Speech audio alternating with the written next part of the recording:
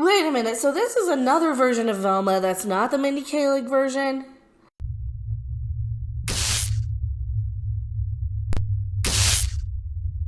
Hello everyone, I am Mecca, and I guess we have another version of Velma.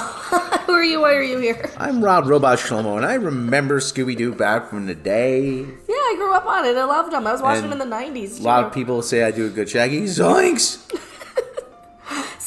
So this is another new Velma. And another new thing. Years after James Gunn and more tried to make her explicitly, well, she looks like a dog in this version with her head tilted weird. Yeah. Or a monster or a gremlin. You remember that Carlin bit, do this to a dog. And you make their head tilt. So Somebody made that noise. Somebody made that noise. And her head tilts. Yeah, cats not so much. Dog, every time.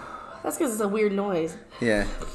So this isn't even the Mindy Kaling one. I thought I was talking about that. I was all set to talk about that one. And do we really need another version of Velma? But now we got two of them that we don't need. Well, don't you know we need two competing versions of Velma? That's always a recipe for success. We're just in alternate universe versions of the same stupid characters over and over and over and over again. Mm-hmm. Yeah. Like you pointed out before we started recording that Johnny Bravo dated Velma briefly. Yeah. Like canonical, like she looked normal. Oh, baby, She looked reasonable. Like she looked like a regular version of Velma. Like these new versions of these characters always look weird and wrong and awful. Well, it's because of the type of animation they use. They use Flash animation. I think they use Flash animation. They're also probably under new licenses. All right, we want to read this. Okay, so Velma is officially in new Scooby-Doo film years after James Gunn and more tried to make her explicitly gay. Still want to bleep the L word.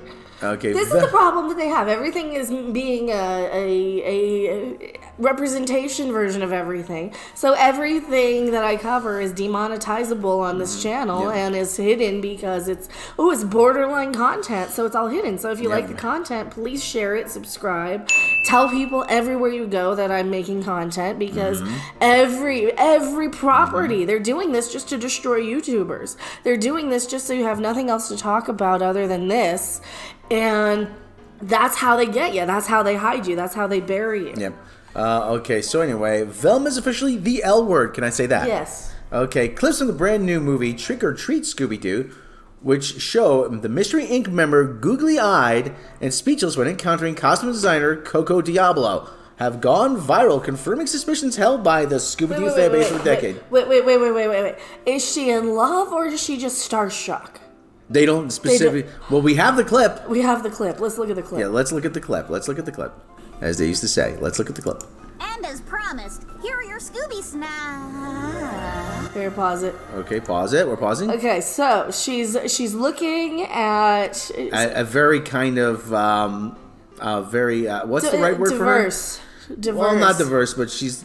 Angry. Yes. Angry person with a tape measure around her. Yes. All right. I don't know if it's a stereotype about designers or what have you. Okay. Amazing turn. Like, what is this? Incredible. So she's the Terminator. She's going to zero in on her and blow her away. Loves animals. Aminals. Everybody loves animals. Yeah, okay, well, Jinkies. That's it? Okay, so she Jinkies her at the end. Is she in love or is she starstruck? Okay, well, we have another scene here. Let's see. Let's see what this has to say. I'm dreading playing this. Okay. Is this a movie or is this a show? It's a movie. It might be a made-for-TV movie. Is this the R-rated one? Or a made-for-video movie? No, this isn't the R-rated one. That's still coming. Okay, ready? Here we go. As Warner Wolf used to say, let's go to videotape. Okay, we can't hear this. That has no audio. No audio. Very, very low audio. Thanks so much, person on Twitter. Yeah, but anyway, let's see. Okay, but do the play. She's saying, oh, I love Coco Diablo. Oh, she touched me. Oh, she's touching me. Oh. Bad touch. Stranger danger. Is she okay with it? Scooby's just like rolling his eyes in the background. He's like, oh, God. Shaggy's like, can I watch? Yeah. Shaggy's not smart enough to know he wants to watch. There, look, we made the noise. So. Her head tilted. Is this in love or is this is just being... I don't know, but you barely get any kind of context from this clip here. I mean... don't play too much of it. Yeah, well, you get any kind of context from the clip. I mean, okay, but that's about it. Okay, so Two little bits there. That's, well, obviously she's the L word. So, okay, it's been open secret among fans and Scooby-Doo creatives that Velma is the G word. Can I say the G word? Yeah, say the G word. Just say yeah. Even James Gunn. James Gunn, who wrote the early live-action films, and Tony Cervone, who served as supervising producer on the Mystery Incorporated series, have confirmed the character's sexuality. Do we need to know, though? That's the one thing. Like it was always kind of assumed that Fred and Daphne were shacking up, but it was never like, did they ever even kiss? I don't remember them seeing them kiss. I don't remember ever seeing them kiss in the actual early cartoons. Well, off screen, Shaggy would say, "Hey, you two, you want to get a room?" You know, so I mean. Yeah, but that was more implying that Shaggy knew something they didn't. Yeah. And was kind of pointing out, hey, you guys have some chemistry. I think that they were unaware they were dating Fred and Daphne. So Yeah. to put all of these why puzzle pieces together, yeah. This generation is just obsessed with this crap. We never even thought about this when I was a kid. It was one of those things where stoned adults might question if Velma was or wasn't, or if Velma and Daphne were or weren't. And it was also, about 20 or 30 years ago, we questioned if they were getting baked in the back of the Mystery Machine. Well, they were riding around with Mama Cass and and Sonny and Cher. And, of course they were. Yeah, I mean, and what do you think the Harlem Globetrotters just played basketball? Zoinks! I mean, it was all during the late '60s. Of course, they were smoking some things. It was a lot less potent then. Yeah. Well, 2020, James Gunn tweeted that he tried to make Velma the L word in the live-action movies. Velma was explicitly the G word in my initial script. Yeah, there is a lot of this that had confirmed. So this was the one that I did a video on. They rumored that she was going to be in this one. All right, so I did forget about this. They had two different versions. Well, anyways, they kept watering it down, becoming more and more ambiguous, the version shot, then nothing released in the version, and finally having a boyfriend in the sequel, Johnny Bravo.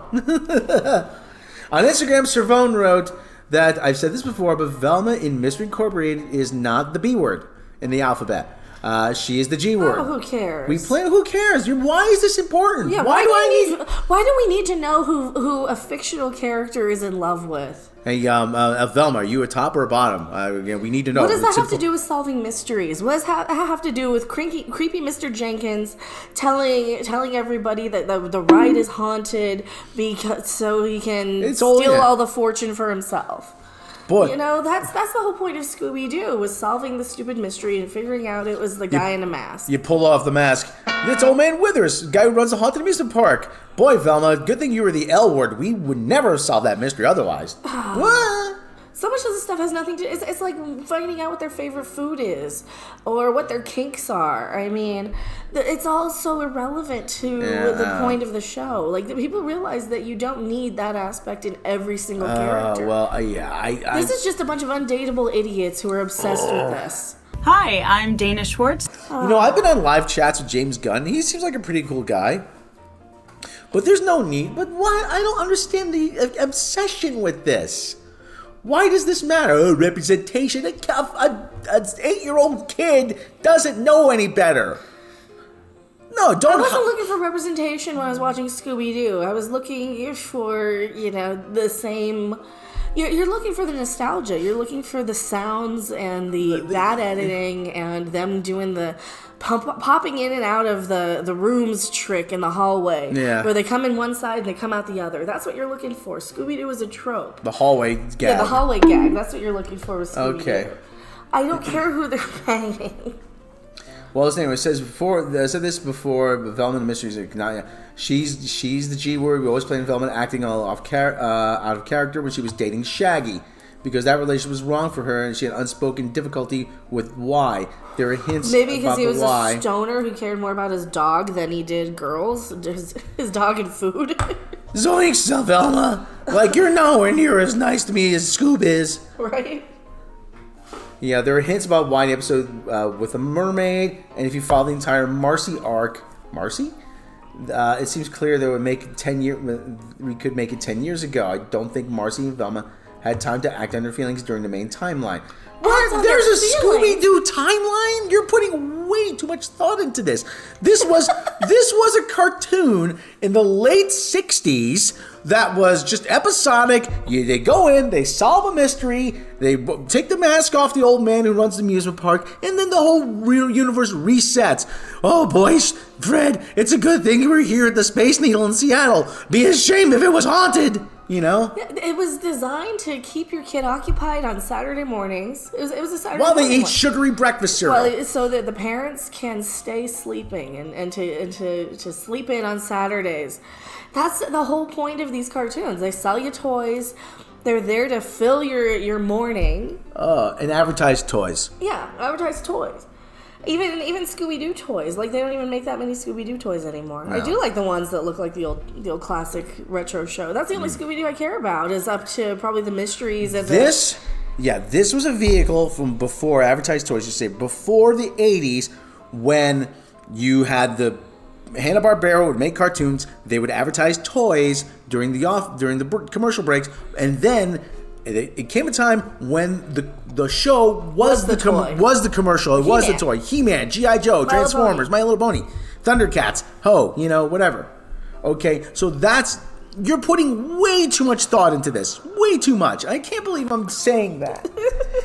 Where's my life gone that I have to comment on Velma's preferences in the bedroom? Have a hit. It won't matter as much. Rob Robot Shlomo here. And I am Becca. Yeah, this is just stupid. Anybody who cares who Velma sleeps with really needs to get a life, I think. And I am tired of the internet pandering to these orientation obsessed weirdos and creepos, because it just makes me not want to think about it ever.